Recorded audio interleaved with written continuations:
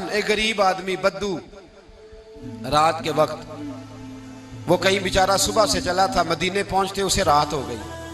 उसने डरते हुए ना खैमा ही बाहर लगा लिया। जहां रात हुई ना, आधी रात को कोई 1-2 बजे समझ ले पहुंचा मदीने, तो उसने बाहर ने खैमा लगा लिया। बीवी उसकी उम्मीद से थी, बच्चे की विलादत का वक्त करीब आ गया, बीमार हो गई, उसने खैमा लगाया। बीवी अंदर है, हजरत उमर फारूक गश्त पे थे रात को, साथ एक गुलाम था। हजरत उमर फारूक रज़ी अल्लाह ताला अन्हु कहने लगे वो आग जल रही है थोड़ी सी, पता करो कौन है। तो आपका गुलाम पता करने गया तो बद्दू ने डांट दिया, कहने लगे जाओ तुम्हें क्यों बताऊं। हजरत उमर खुद गए, कहने लगे मुसाफिर भाई बता तो सही। कहने लगा जी छोड़े, मैं आपको क्यों बताऊं, मैं कौन हूं, कैसे आया हूं। फरमाया खैमे के अंदर से कराहने की आवाज आती, कोई दर्द से चीख रहा है, बता हमें बात क्या है। कहने लगा जी मैं फुला बस्ती फुला इलाके का एक गरीब हूँ, अमीरुल मोमिनीन उमर फारूक से मिलने आया हूँ और रात हो गई है तो यहाँ खैमा लगाया है, सुबह मैं उनसे मिल के चला जाऊंगा।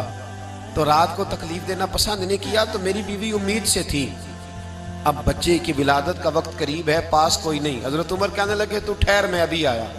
चेहरे पे नकाब है, उसे बताया नहीं मैं ही अमीरुल मोमिनीन। उमर दौड़े गए, अपनी जौजा से कहने लगे अगर तुझे बहुत बड़ा अजर मिल रहा हो तो हासिल करेगी।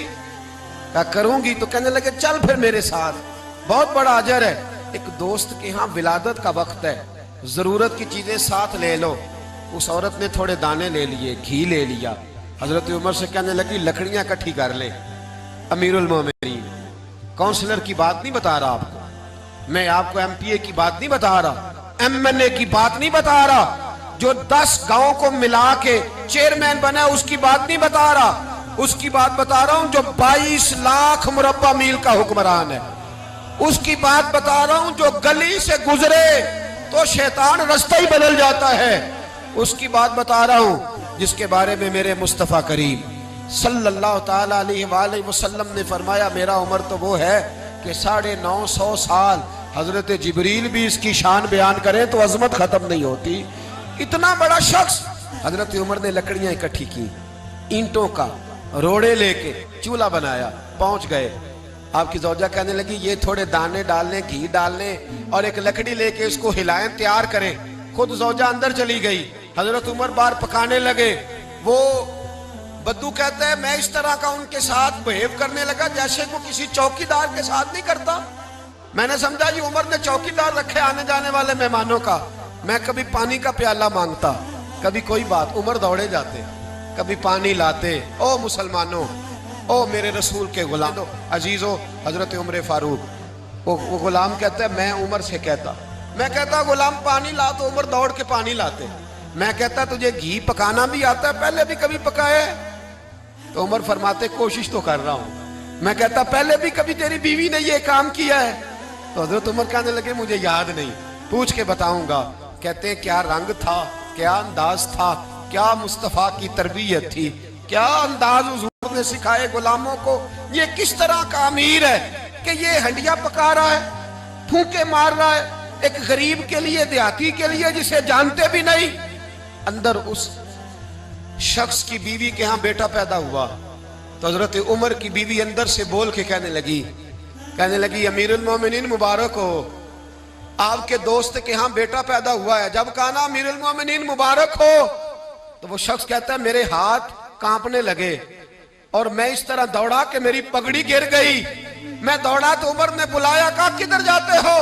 कहने लगा आप अमीरुल मोमिनीन हैं, आप अमीरुल मोमिनीन, आप उमर हैं।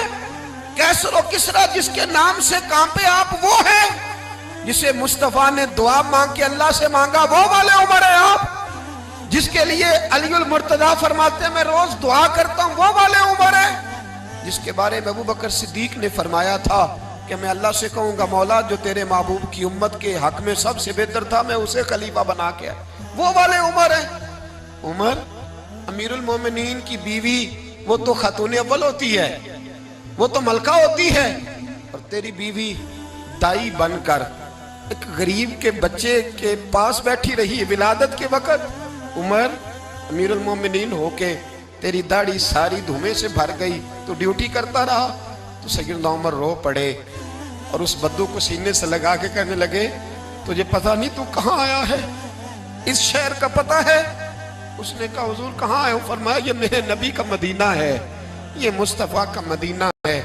यहाँ अमीरों का इस्तकबाल नहीं होता, यहाँ गरीबों के इस्तकबाल होते। यहाँ हुजूर ने इस स्टेट पे मेरे रसूल पाक ने वो वाला रंग दिया है कि अब गरीब सर उठा के जीने लगे हैं, अब मजदूरों को इज्जतें मिलने लगी हैं, अब यतीमों ने सर उठा लिया है कि हमारे